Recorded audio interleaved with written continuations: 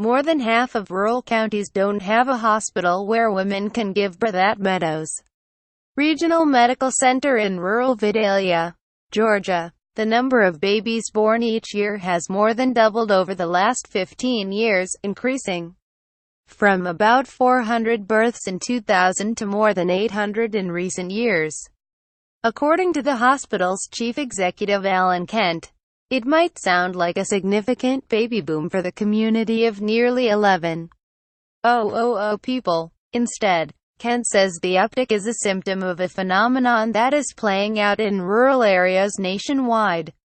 The hospitals around Meadows Regional have either winked out of existence or canceled their obstetric services over the years.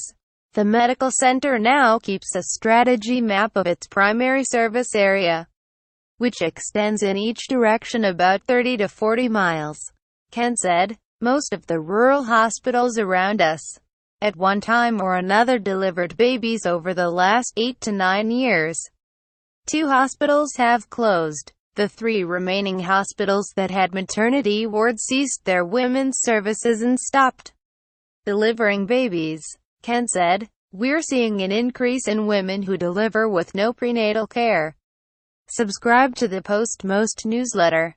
Today's most popular stories on the Washington Post. A new study in the journal Health Affairs quantifies the trend. In 2004, 45% of rural counties lacked a hospital with obstetric services.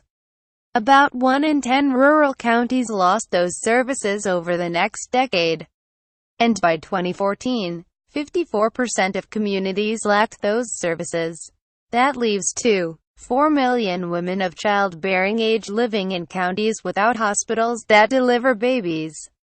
There are already a slew of well-known health disparities between rural women and those who live in urban settings. Women from rural areas are more likely to report having fair or poor health, be obese, smoke cigarettes, commit suicide, and have cervical cancer than their urban counterparts. But the recent trend could exacerbate disparities in reproductive health, too. One recent study found that rural areas had mid-death or fewer gains in improving infant mortality compared with the rest of the country.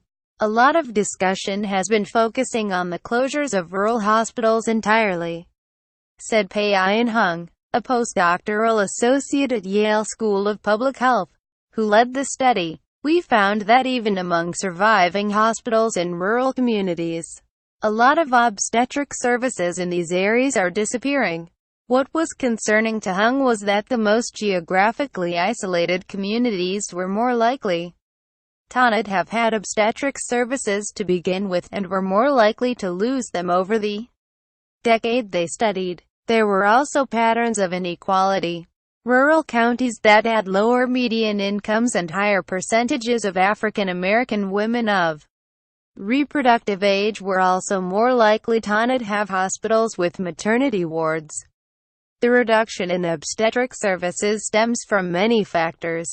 When hospitals are struggling financially, as many rural hospitals are, obstetric services are often first on the chopping board, because they generally don't generate a lot of money. Kent said, "In some communities, there may be such a low volume of births that there is simply not enough care to support an obstetrician. The lifestyle of an obstetrician in a remote area might also be a hard one. If the doctor is permanently on call as the only doctor who delivers babies."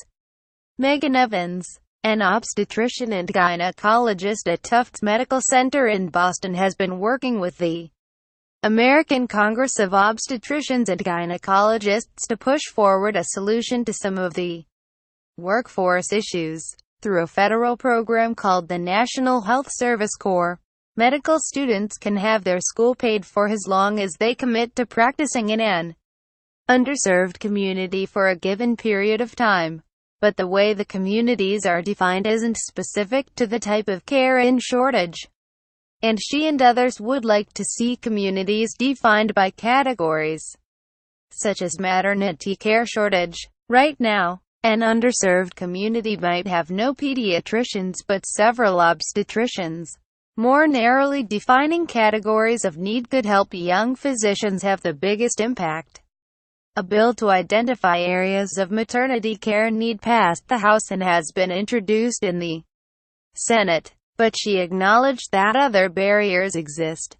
Many young physicians may not want to relocate to remote rural areas where they may feel isolated, not have many mentors, or could be the only obstetrician at the hospital.